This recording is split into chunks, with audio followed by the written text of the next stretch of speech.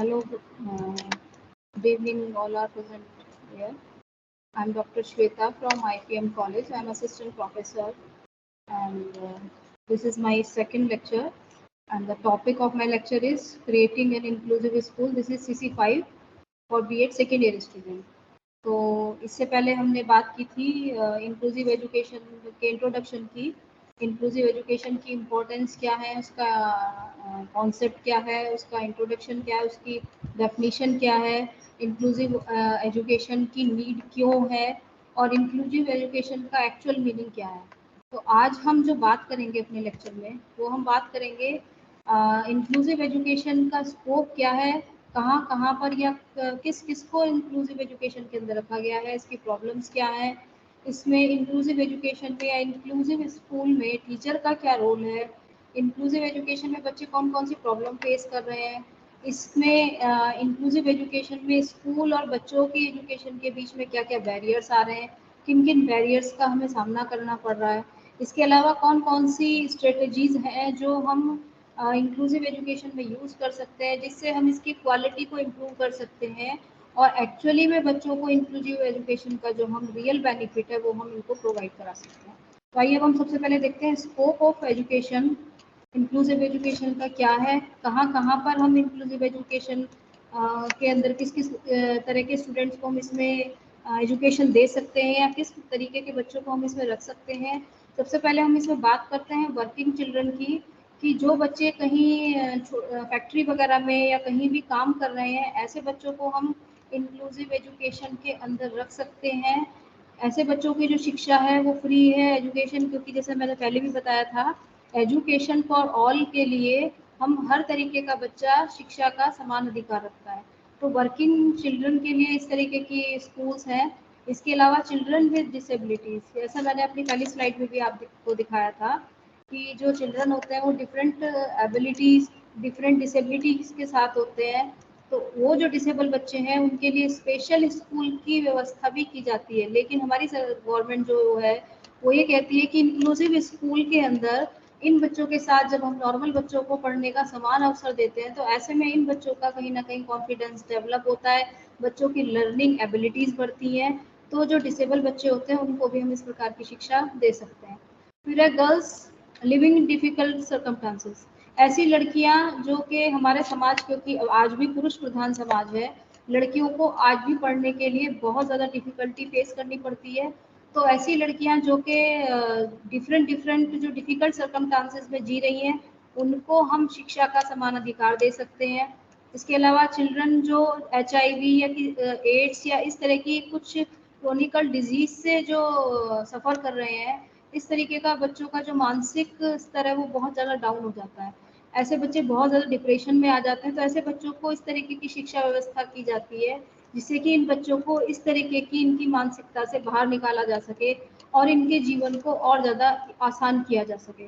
तो ऐसे जो क्रोनिकल डिजीज से बच्चे सफ़र कर रहे हैं ऐसे बच्चों के लिए भी इंक्लूसिव एजुकेशन है।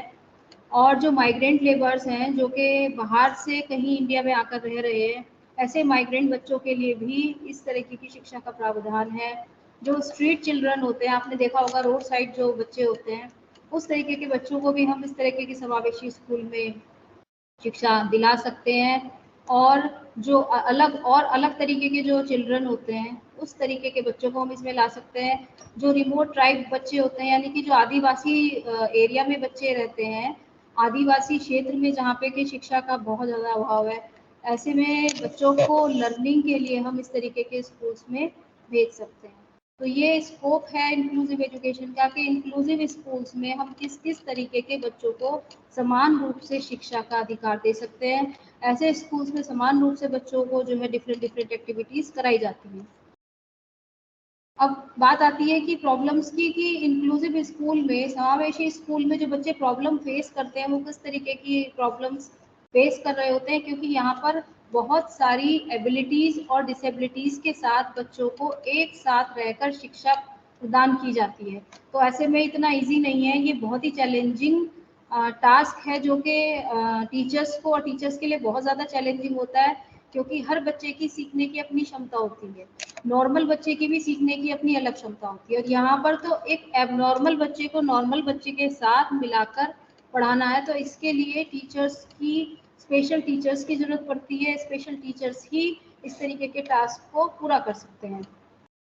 तो इसमें हम बात करते हैं कि प्रॉब्लम्स की, कि ऐसे बच्चों में क्या क्या प्रॉब्लम्स आती हैं। सबसे पहले इन्फीरियरिटी कॉम्प्लेक्स है। सिंपल सी बात है, जब एक काम को दो बच्चे एक साथ एक ही क्लास में पढ़ रहे हैं, जिसमें कि एक नॉर्मल बच्चा है और एक एबनॉर्मल बच्चा है, तो जो नॉर्मल बच्चा है वो किसी काम को जल्दी कर लेता है, उसकी लर्निंग थोड़ी जल्दी हो जाती है, और जो डिसेबल बच्चा है वो थोड़ा सा टाइम लगाता है। तो इस ऐसे में क्या होता है कि जो डिसेबल बच्चा है उसके अंदर कहीं ना कहीं इन्फीरियरिटी कॉम्प्लेक्स आ जाता है। फिर लैक ऑफ अंडरस्टैंडिंग, कहीं ना कहीं पर यहाँ पर बच्चों को, जो डिसेबल बच्चे हैं उनको समझने की भी कहीं ना कहीं कमी देखी गई है, कि कई बार बच्चों को हम टीचर्स जो है वो समझ नहीं पाते हैं, जिससे कि उनकी लर्निंग में कमी रह जाती है। बच्चे एडजस्टमेंट प्रॉब्लम्स हैं इसमें, कि जो स्टूडेंट्स हैं इंक्लूसिव स्कूल के, उनकी दूसरे बच्चों के साथ कहीं ना कहीं एडजस्टमेंट प्रॉब्लम आती है, देखी गई है।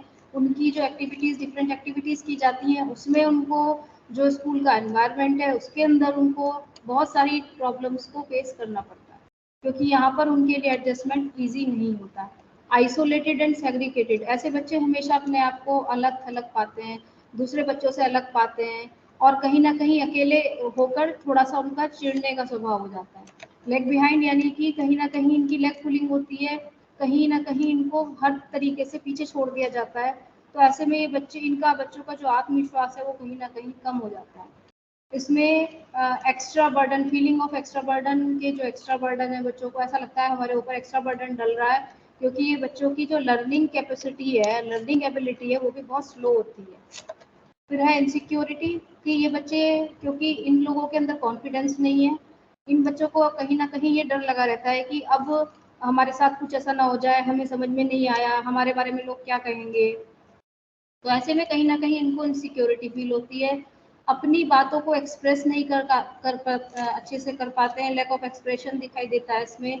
इंट्रोवर्ट नेचर हो जाती है, क्यों? क्योंकि इन बच्चों को बोलने का मौका कम दिया जाता है, ये बच्चे डरते हैं बोलने से, इसलिए कहीं ना कहीं इनकी इंट्रोवर्ट नेचर हो जाती है। हर चीज़ में इनकी निगेटिव अप्रोच रहती है, ये बच्चे हर चीज़ को निगेटिव माइंड से सोचते हैं, और इनके अंदर शाइनेस डेवलप रहती है। क्यों? क्योंकि इनको एक्टिविटीज़ करने का थोड़ा कम मौका मिलता है, इनको एक्सपोजर थोड़ा कम मिलता है, जिसकी वजह से इनके अंदर शाइनेस आ जाती है। फिर है इसमें रोल क्या है टीचर का इंक्लूसिव स्कूल्स में, इंटरेक्शन विद फैमिली। इसमें टीचर्स को जो है वो बच्चे की जो फैमिली होती है उसके साथ इंटरेक्शन का मौका मिलता है, उन्हें टीचर्स के साथ इंटरेक्शन करना चाहिए, फैमिली के साथ इंटरेक्शन करना चाहिए, अलग अलग टीचर्स के साथ इंटरेक्शन करना चाहिए, to be able to solve their problems. Teachers को बच्चों के जो प्रॉब्लम्स हैं उनको सॉल्व करना चाहिए, to develop new learning strategies, की नई नई लर्निंग जो स्ट्रेटजीज होती है वो डेवलप कहीं ना कहीं करनी चाहिए, और उनके अंदर सेल्फ जो कॉन्फिडेंस है बच्चों के अंदर उसको डेवलप करने का टीचर का रोल है।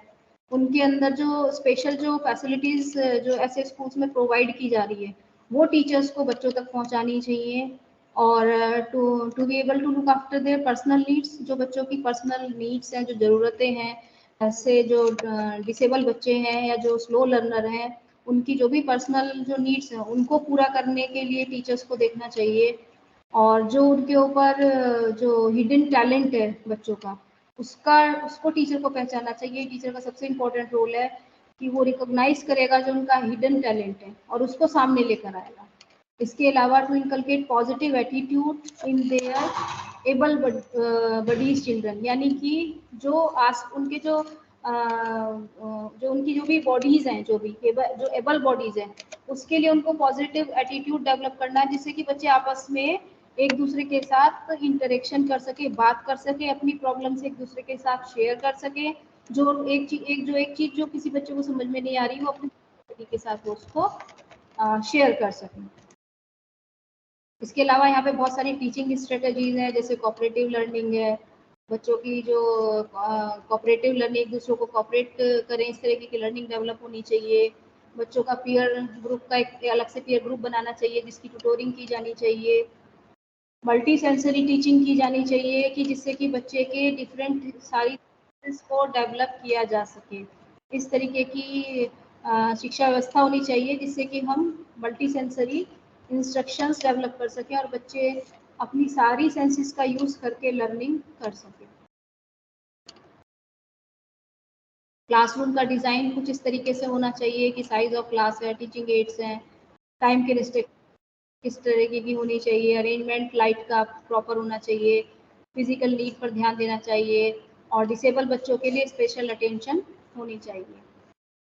ये कुछ बैरियर्स हैं जो इंक्लूसिव स्कूल में हमेशा हमें फेस करने पड़ते हैं, जैसे निगेटिव अप्रोच हैं, फिजिकल फैसिलिटीज़ हैं, वो कहीं ना कहीं कम रहती हैं, फंड्स की हमें कमी रहती है, ट्रेन टीचर्स नहीं मिल पाते हैं, सोशल डिस्क्रिमिनेशन रहता है और एजुकेशन और इमोशनल प्रॉब्लम्स और एजुकेशनल प्रॉब्लम्स को भी हमें फेस करना पड़ता है।